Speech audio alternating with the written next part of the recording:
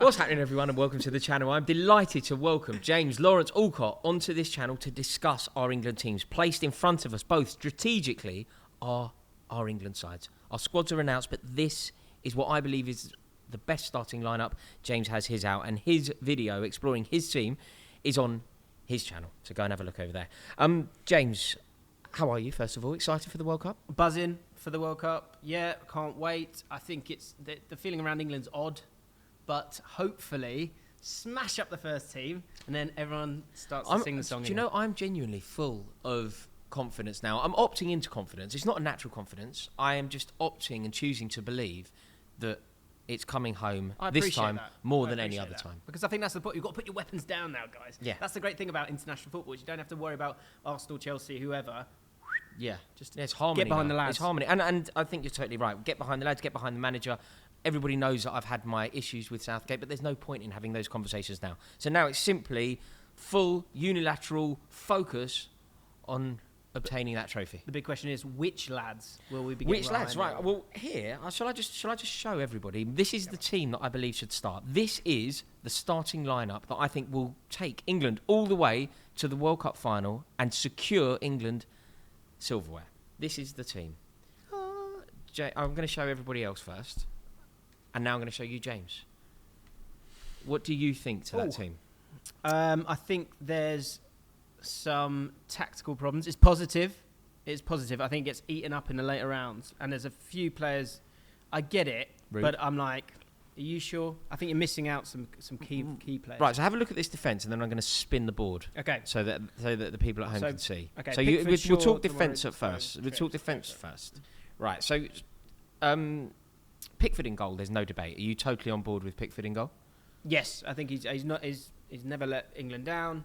Is there something to be said? Do we need to discuss this? Is there something to be said? Maybe Ramsdale, maybe Pope. I think Pope's played himself out of the reckoning because of that performance against Germany. I thought he was really, really struggling there. And in particularly with his passing and his kicking, he looked like he sort of struggled with that quite a bit. Ramsdale's much better at that.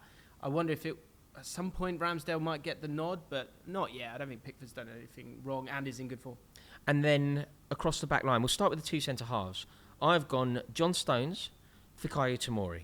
The motivation here is I think 4 at the back is better than 5 at the back. I think that England don't have an abundance of talent centre-half, so don't play an additional centre-half where you don't necessarily have the skill and sacrifice somebody further up the pitch. Right. I feel like accentuate the positive, 4 defenders will do, and I think that Stones and Tomori are very good. Both play at the highest level, will complement one another. You get the recovery pace from Fikayo Tomori, you get the comfort on the ball from John Stones.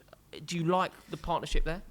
I think you need 3, and when I say 3, because you're saying it as a 5, I'm saying it as a 3, and it also allows other players to move about. Because that's the thing now. You know, you look at Arsenal, for example. They play a centre back, right back, because it's so hybrid now, and often there's just 2 players left back at the end of it. I like Tomori's recovery speed. I think he's good on the ball as well. He's actually a bit more right-sided than left-sided.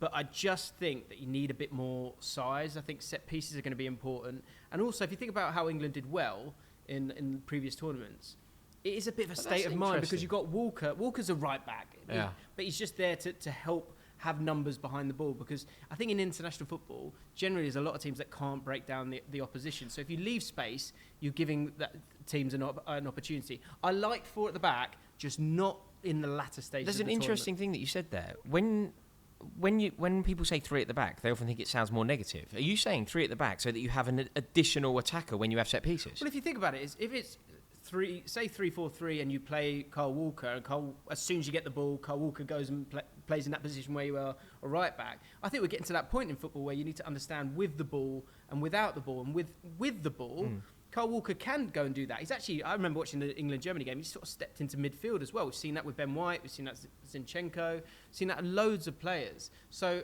I think we need to get out of our way with that a little bit. But I mean, that said, I guess you'd have a bit more of a problem through the middle.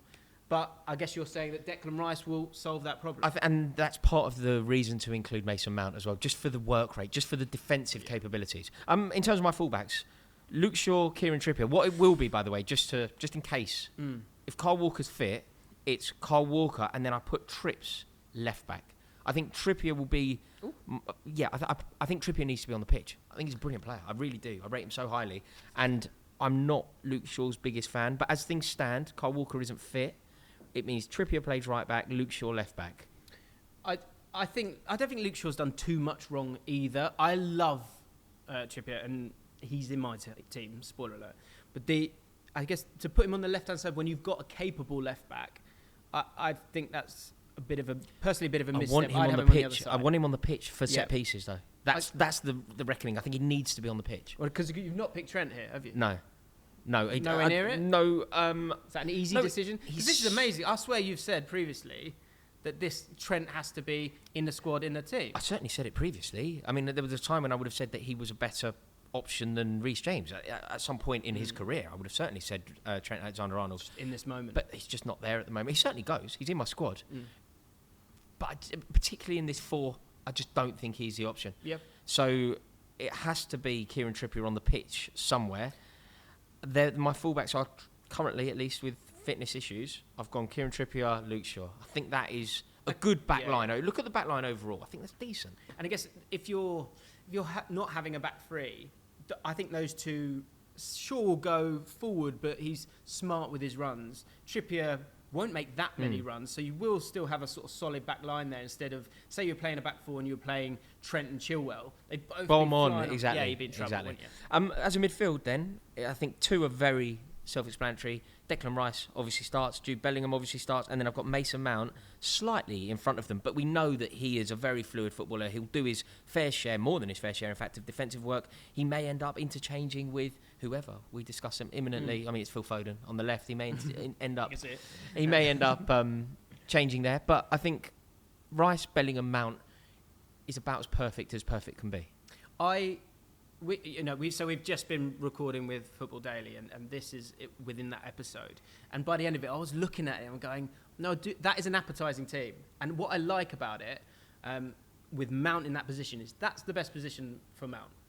In that area, and also the ability to go and find the right spaces at the right times, because he is so smart, and I think he's been very, very well coached in his whole career. And what I like about him in this team is the fact that you can play him as that number 10, but he can go, Phone, do you want to swap for 10 minutes? Yeah. Sterling, I see you dropping in here. He's so smart, he'd go and make that run beyond, because he can play wide right, wide left as well. So the Mount thing is one where it's not really totally worked for him.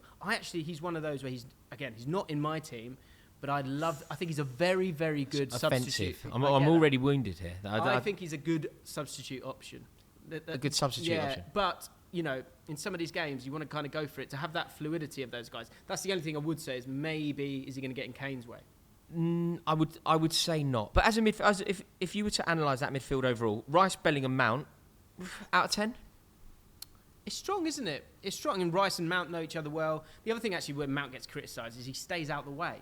And sometimes, it's like, everyone kind of goes straight to the ball, then, okay, what are you going to do then? So I think he's smart in terms of finding those spaces that might actually lead to space for other people. So I like it. I'll give it a strong, I'm English, 10. Perfect. Up front, I don't think there's any debate here. Harry Kane obviously leads the line. I've then got Bukayo Saka on the right. Yeah. And I haven't got Raheem Sterling. I've gone for Phil Foden because I cannot leave Phil Foden out of any team. Whatever team we were discussing, if I'm picking players, Phil Foden is in it. And therefore, Raheem Sterling, who I love Raheem Sterling. He's from North West London. Like, I genuinely love the bloke. I love the bloke loads. Yeah. Then he's a Chelsea player. Like, there's so many reasons for me to pick him, but his form, and a lot of it's not his fault. He's been played out of position. He's playing as a wing-back. Chelsea are diabolical at the moment. There are many reasons to explain why Raheem Sterling hasn't been good enough, but the facts of the matter are, he hasn't been good enough. And therefore, football being a meritocracy, international football being a meritocracy, it has to be Foden. What do you think? I don't want to give too much away. You don't like I think it? We're all in a similar position, aren't we? I think a lot of people are generally saying three up top. I think Kane is a guarantee. I'll kind of, without giving away who I would kind of go for, because there are differences in our teams.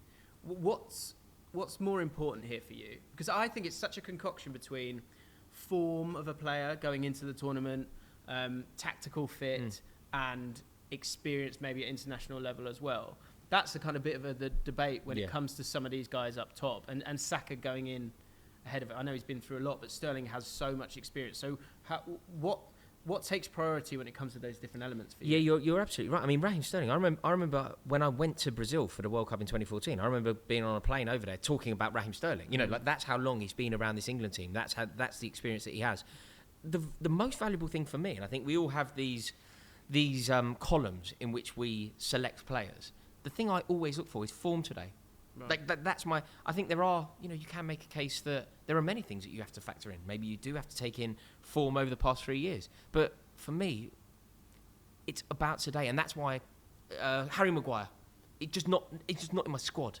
He's just not in my squad because as of today, and by today I mean the past some of the other 6 boxes, months. Ticks all of the other boxes. Form was the most important. He certainly ticks experience. He certainly ticks proven for England. He certainly ticks proven for this manager. But I take your form of late to be so significant, and Raheem Sterling, it just hasn't been good enough.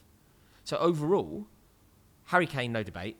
Bukayo Saka on the right is correct in my opinion, but you will hear more from James on his channel about this.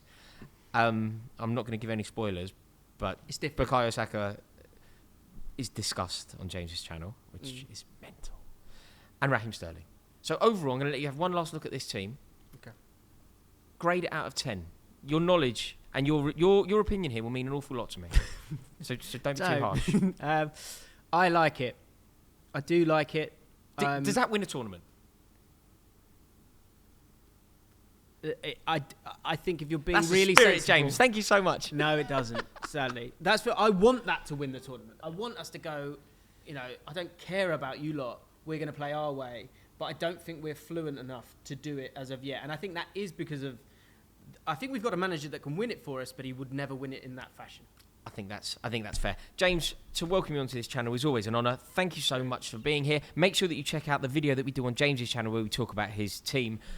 It's interesting, we'll put it like that. And make sure that you subscribe to James's channel. Thank you so much for watching this video. That is my team. Do me a favour in the comments, grade it out of 10. See you all soon. Cheers.